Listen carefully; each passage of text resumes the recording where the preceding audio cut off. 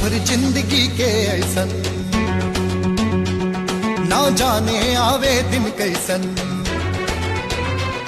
ई सफर जिंदगी के ऐसन, ना जाने आवे दिन कैसन। तूफान के जे ललकारे, आकाश किसी ना पारे। ना कभो भी हिम्मत हार हार, जिंदगी के दूसर का नाम यार संघर्ष। हाँ यह संघर्ष, संघर्ष, संघर्ष। हाँ यह संघर्ष, संघर्ष।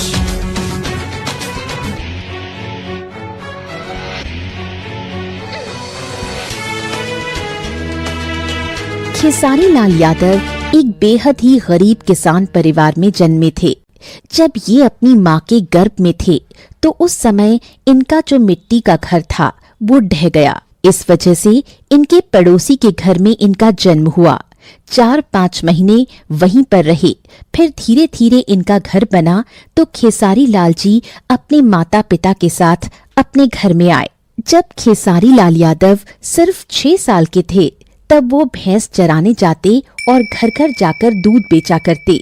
जब गांव में रामायण और महाभारत गाई जाती तो इन्हें बहुत इंटरेस्ट आता तो ये सुनने चले जाते।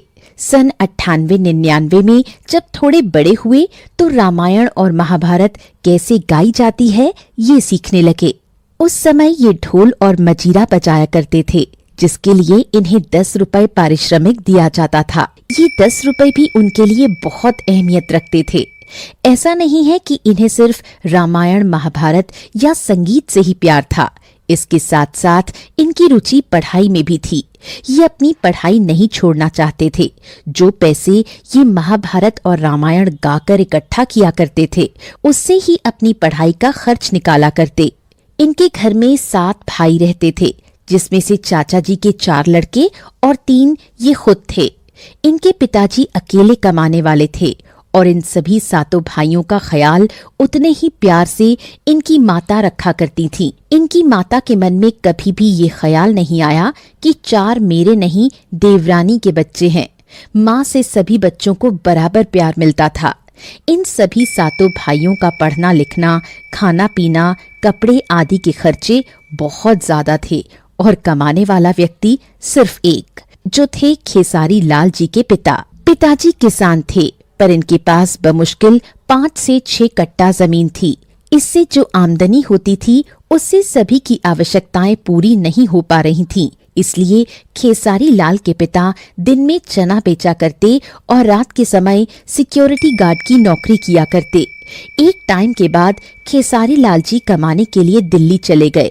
दिल्ली के ओखला संजय कॉलोनी में लिट्टी चोखा बेचना शुरू किया। इसी बीच इनकी शादी कर दी गई। इसके बाद ये अपने मम्मी पापा और अपनी वाइफ को लेकर दिल्ली आ गए और एक झोपड़ी में रहने लगे और सभी मिलकर लिट्टी चोखा बेचने लगे। लिट्टी चोखा बेचने के साथ ही इन्होंने बीएसएफ का एग्जाम क्लियर किया और फोर्स की नौकरी ज्वाइन कर ली। पर भोजपुरी इंडस्ट्री में जाने के लिए खेसारी लाल जी ने अपनी फौज की नौकरी का त्याग कर दिया। लिट्टी चोखे को बेचकर और छोटे छोटे प्रोग्राम करके खेसारी लाल जी ने 12,000 रुपए जमा किए थे और उसी पैसे से एक एल्बम रिलीज की जो कि फ्लॉप हो गई। ये फ्लॉप इसलिए हुई क्योंकि खेसारी लाल जी लोकगीत के गायक थे ही नहीं, रामायण और महाभारत के गायक थे। इसलिए इनकी गायकी भी अन्य लोगों से डिफरेंट थी। खेसारी लाल यादव दिल से चाहते थे कि वो गायकी में अपना नाम कमाएं, इसलिए उन्होंने फेल होने के बावजूद अपना प्रयास नहीं छोड़ा। फिर से मेहनत की और इस बार 24,000 रुपए जमा करके एक गाना फिर से रिकॉर्ड किया। ये गाना थोड़ा बहुत ही चला था। इस गाने से भी इन्हें प्रसिद्धि नहीं मिल पाई। इसके बाद कंपनी के प्रोजेक्ट मिलने लगे और इन्होंने 4-5 कैसेट पूरे किए। जब कंपनी के प्रोजेक्ट मिलने लगे तब खेसारी लाल जी ने अपने पैसे लगाना बंद कर दिया। कंपनी इन पर पैसे लगाया करती। फिर इन्होंने 2011 में एक और सॉन्ग गाया जो था माल भेटाई मेला। इस गाने से खेसारी लाल जी को एक पहचान मिली। इस समय भी वो लिट्टी चोखा बेचने का ही काम कर रहे थे। जब इनकी लोकप्रियता बढ़ी तब इन्होंने लिट्टी चोखा बेचने का काम बंद कर दिया, पर ये काम इनके पिताजी ने जारी रखा। जब पैसे आने लगे तो इन्होंने अपने पापा को भी मना किया कि अब वो ये काम बंद कर दें। खेसारी लाल जी ने अपने घर की जिम्मेदारी अपने सिर पर ले ली। गाना गाने के बाद खेसारी लाल जी गाने का प्रचार करने के लिए धूप में साइकिल चलाकर दुकानों में जाते थे। घर घर जाकर एज अ सेल्समैन अपनी कैसेट बेचा करते थे। दीवारों पर अपने पोस्टर चिपकाया करते। इस वजह से कभी कभी लोग उनसे उलझ जाया करते, यहाँ तक कि उनके साथ मारपीट और गाली गलौज भी हुई। पर उनके दिमाग में एक ही चीज थी, जो थी मुझे अपनी छवि बिखेरनी है, खत्म नहीं करनी है। तो इन सब चीजों को बस सहते गए। अपने गाने का प्रचार करने के लिए रात में शादी ब्याह के समय पर जो ऑर्केस्ट्रा बुलाया जाता था, डीजे बजाया जाता था, वो उनको 10-20 रुपए देकर अपना गाना बजाने के लिए कहते, ताकि लोग उन्हें पहचाने कि कोई है जो गाना गाता है। इस बीच उन्हें किसी से कोई सपोर्ट नहीं मिला। सन 2012 में दिल्ली में बलिया के आलोक सिंह ने खेसारी लाल जी को लेकर एक फिल्म बनाई। ये खेसारी लाल जी की पहली फिल्म थी जिसका नाम था साजन चले ससुराल। इस फिल्म से खेसारी जी भोजपुरी फिल्मी जगत के सितारे बन गए। बस ये सिलसिला चलने लगा।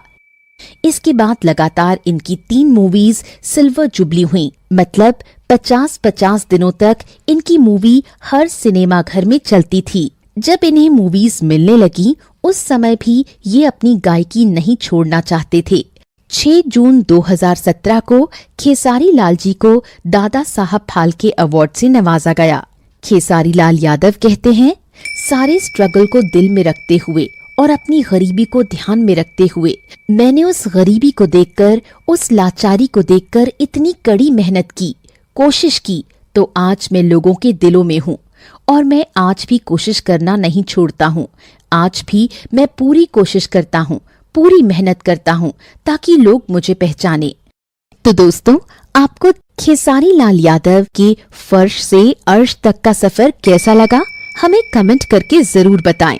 हमारे चैनल को लाइक, शेयर एंड सब्सक्राइब करना ना भूलें। Thank you.